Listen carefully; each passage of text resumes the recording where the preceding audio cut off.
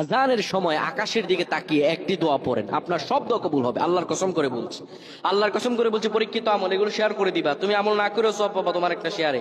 এটি যদি শুনে অন্য কেউ আমল করে তুমি আর সওয়াব পেয়ে যাবা। আজানের সময় যখন আজান হয় তখন আমরা কথাবার্তা বলি, এগুলো অনুচিত। আপনি আজানের সময় আকাশের দিকে তাকিয়ে একটি দোয়া পড়বেন। এই দোয়াটি আমরা অনেকেই পারি। এখন বলবেন হুজুর কমন পড়ে গেছে দোয়া। আমরা অনেকেই আল্লাহ তাআলার কাছে এটা ওটা চাই, কিন্তু সঠিকভাবে চাইতে জানি না।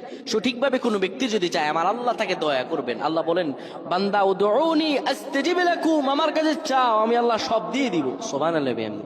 যখন আপনার আজান হয়, আজানের সময় আপনি আসমানের দিকে তাকান, তাকিয়ে আপনি বলুন, পড়তে থাকেন, আল্লাহুম্মা আনতা রাব্বি লা ইলাহা ইল্লা আনতা খলাকতানি ওয়া আনা আবদুকা ওয়া আনা আলা আহদিকা ওয়া ওয়া'দিকা মাসতাতা'তু আউযু বিকা মিন শাররি মা সানা'তু আবু'ু লাকা বিনি'মাতিকা আলাইয়া ওয়া আবু'ু বিযানবি ফাগফির লি ফাইন্নাহু লা ইয়াগফিরুয যুনুবা ইল্লা আনতা।